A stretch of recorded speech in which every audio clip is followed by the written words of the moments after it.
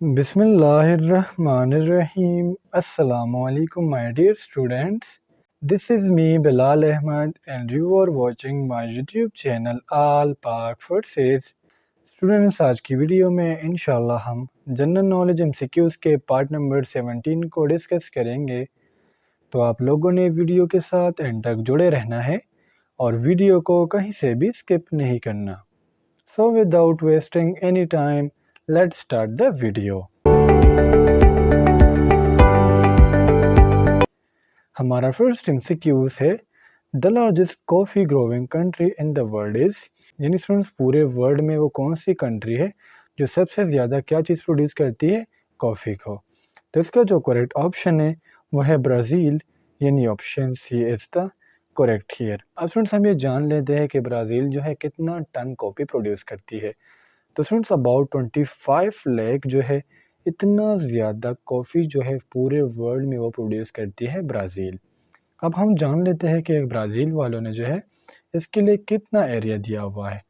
तो total student 27,000 kilometre squares पर जो है ब्राज़ील में कॉफ़ी लगाई जाती है। अब हम ये भी जान लेते हैं, देखिए फर्स्ट नंबर पर तो आ गया ब्राज़ील। अब आपसे ये भी पूछा जा सकता है कि सेकंड लार्जेस्ट कंट्री कौन सी है जो कॉफ़ी प्रोड्यूस करती है। तो फिर आपने उनको बताना है कि वियतनाम जो है second largest coffee producing country है, जो अबाउट 6,000 टन जो है प्रोड्यूस करती है। अब इसके अलावा स्टूडेंट्स बाज़ औक़ात टी का भी पूछा जाता है।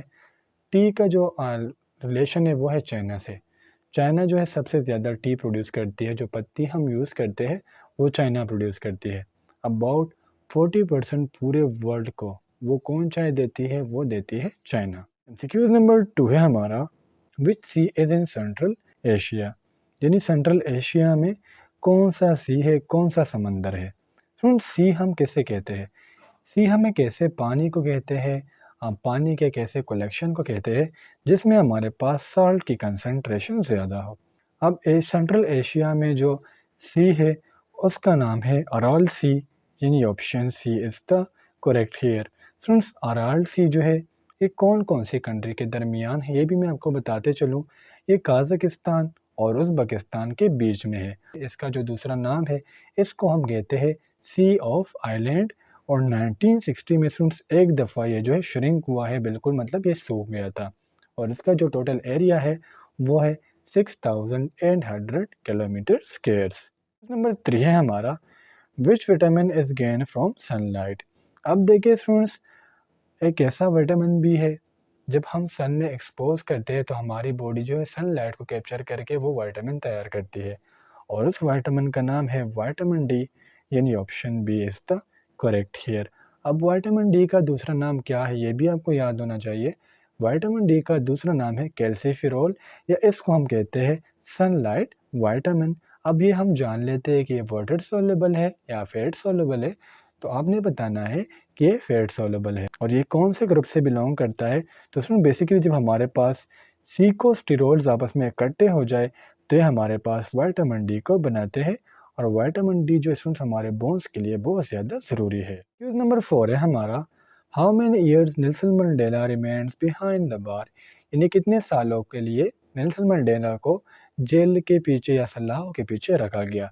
तो नेल्सन मंडेला जो है ये साउथ अफ्रीका के एक प्रेसिडेंट है, और इनका जो मेन काम था वो जो गोरे होते हैं, वाइट होते हैं, उनके खिलाफ इन्होंने तहरीक चलाई हुई थी। साउथ अफ्रीका में होता क्या था कि जो वाइट होते थे उनको प्रायोरिटी हासिल होती थी ब्लैक के ऊपर, तो इनके खिलाफ इन्होंने एक तहरीक चलाई थी। अब मैं पूरा इधर एक्सप्लेन नहीं कर सकता, आप गूगल में फिर सर्च कर लेना। नेल्सन मंडेला जो स्टूडेंट्स इनको 27 ईयर्स के लिए सलाखों में रखा गया, यानी option D is the correct here. अब नेल्सन मंडेला पर कुछ एमसीक्यूज़ बनते हैं जो मैं आपको बताना चाहूँगा। देखिए स्टूडेंट्स, नेल्सन मंडेला जो है फर्स्ट इलेक्टेड प्रेसिडेंट है, फर्स्ट इलेक्टेड प्रेसिडेंट जो है लेकिन ब्लैक कलर से ताल्लुक़ करने वाले, ठीक है। First elected president belong to black colour 1994 से लेकर 1999 तक। इसके अलावा स्टूडेंट्स इनको 7 अवार्ड दिए गए थे, बस आपको इतना याद होना चाहिए। इसके मैं नाम नहीं ले सकता, जिसमें आपको इतना बता दूँ, इसमें एक नोबेल पीस अवार्ड है, इसके अलावा साउथ अफ्रीका प्रेसिडेंट का एक अवार्ड है, ठीक है, और इसके अलावा Lenin peace prime minister award है।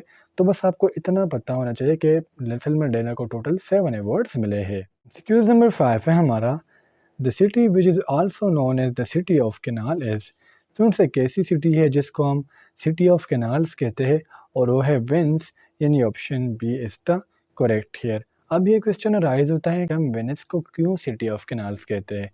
तो इसके पीछे से रीज़न कुछ यूँ है कि वेनिस जो है हमारे पास वेनेटो रीजन का कैपिटल है, जिसमें हमारे पास अबाउट 118 टोटल स्मॉल आइलैंड्स है जो मिलकर बने हैं, मतलब इसके दरमियान जो कनेक्शन है वो कनाल्स के ज़रिए आया है और ये ज्वाइंट किए गए हैं अबाउट 400 ब्रिज के ज़रिए, तो जिसकी वजह से हम वेनिस को कहते हैं city of canals. Qs number 6 है हमारा, element required for solar energy conversion is. Friend solar energy आप जानते हैं जिस तरह फोटोसिंथेसिस के लिए भी लाइट ज़रूरी होती है, वो लाइट को चेंज करते हैं केमिकल्स में जिस तरह ग्लूकोज वगैरह में। तो जो बाज़ का जो सोलर एनर्जी है ये कन्वर्ट होती है इलेक्ट्रिकल एनर्जी में विद द हेल्प ऑफ क्या, इसमें हमारे पास इवॉल्व होते हैं फोटोवोल्टाइक पैनल्स और साथ साथ जो सोलर मिरर्स होते हैं, और इसके लिए जो मेन एलिमेंट है वो है सिलिकॉन, यानी option B is the correct here. अगर आपसे कोई पूछे, अब इसका फोटोसिंथेसिस से कोई रिलेशन नहीं है, लेकिन मैं just for your information, photosynthesis में जो लाइट एनर्जी होती है वो चेंज होती है हमारे पास फूड में, लेकिन अगर हम इधर इन केस ऑफ मिरर्स की बात करें, फोटोवोल्टाइक पैनल्स की बात करें, तो फिर जो सोलर एनर्जी है ये चेंज होती है इलेक्ट्रिकल एनर्जी में। एमसीक्यूज नंबर 7 है हमारा, the country which is the largest producer of rubber in the world is. Since world में जो सबसे लार्जेस्ट रबर प्रोड्यूसिंग कंट्री है वो है थाईलैंड, यानी option A is the correct here. अब बाज़ बुक्स में स्टूडेंट्स मलेशिया लिखा हुआ है, लेकिन मैंने बहुत ज़्यादा रिसर्च किया उसके बाद मुझे मिला कि थाईलैंड है। उसके अलावा अगर हम सेकंड लार्जेस्ट की बात करें तो वो है इंडोनेशिया, और अगर मैं थर्ड की बात करूं तो वो है चाइना। एक्सक्यूज नंबर 8 है हमारा, लैंड ऑफ 7 हिल्स और। फ्रेंड्स वो कौन सी कंट्री है जिसको हम लैंड ऑफ 7 हिल्स कहते हैं, यानी 7 पहाड़ों की ज़मीन। तो इसका जो करेक्ट ऑप्शन है वो है रोम, यानी option C is the correct है। फ्रेंड्स रोम में हमारे पास ये एक ऐसी कंट्री है, एक ऐसी जगह है जो बनाई गई है। लेट्स सपोज अगर मैं कहूँ कि ये रोम है, तो इसके अलावा स्टूडेंट्स हमारे पास इसके इर्द गिर्द जो है 7 हिल्स है, तो जिसकी वजह से हम इसको लैंड ऑफ 7 हिल्स कहते हैं। नंबर 9 है हमारा, the 17 Asian games were held in. Students ये एमसीक्यूज आप लोगों का होमवर्क हो गया, ये किसी सा एमसीक्यूज है, इसका करेक्ट ऑप्शन आप मुझे कमेंट सेक्शन में बता देना। एमसीक्यूज नंबर 10 है हमारा, ANSA is the news agency of. Students ANSA क्या है? अगर अंसा की मैं बात करूं तो ये बेसिकली हमारे पास न्यूज़ एजेंसी है इटली की, यानी option C is the correct here. ANSA का मतलब है नेशनल एसोसिएटेड प्रेस एजेंसी, यानी ये इटाली वालों की एक प्रेस एजेंसी है। एक्सक्यूज नंबर 11 है हमारा, the Japanese call their country as. तो जापानीज जो है अपनी कंट्री को कहते हैं निपोन, यानी option B is the correct here. इसके अलावा जापानीज जो स्टूडेंट्स अपनी कंट्री को नाइहोन भी कहते हैं। अब निपोन का मतलब क्या है, नाइहोन का मतलब क्या है? इसका मतलब यह है लैंड ऑफ राइजिंग सन। इस एमसीक्यूज को हम एवरीडे साइंस में भी डिस्कस कर चुके हैं कि जापान में जो है सबसे पहले जो है सूरज निकलता है, जिसकी वजह से हम जापान को कहते हैं लैंड ऑफ राइजिंग सन, या इसको हम लैंड ऑफ सन्स भी कहते हैं, because of what, because of the sun rising early. Excuse number 12 है हमारा, the highest mountain in the world is the. Students world में जो सबसे हाईएस्ट माउंटेन है वो है माउंट एवरेस्ट, यानी option C is the correct here. Second number पर है K2 जिसको हम गॉडविन ऑस्टन कहते हैं, और माउंट एवरेस्ट जो है ये फर्स्ट नंबर पर है, जिसकी टोटल हाइट है 29,000 फीट। और ये कौन सी कंट्री में है? तो फ्रेंड्स ये है चाइना और नेपाल में, ये आपको लाजमी से याद होना चाहिए। एमसीक्यूज नंबर 13 है हमारा, the world's oldest known city is.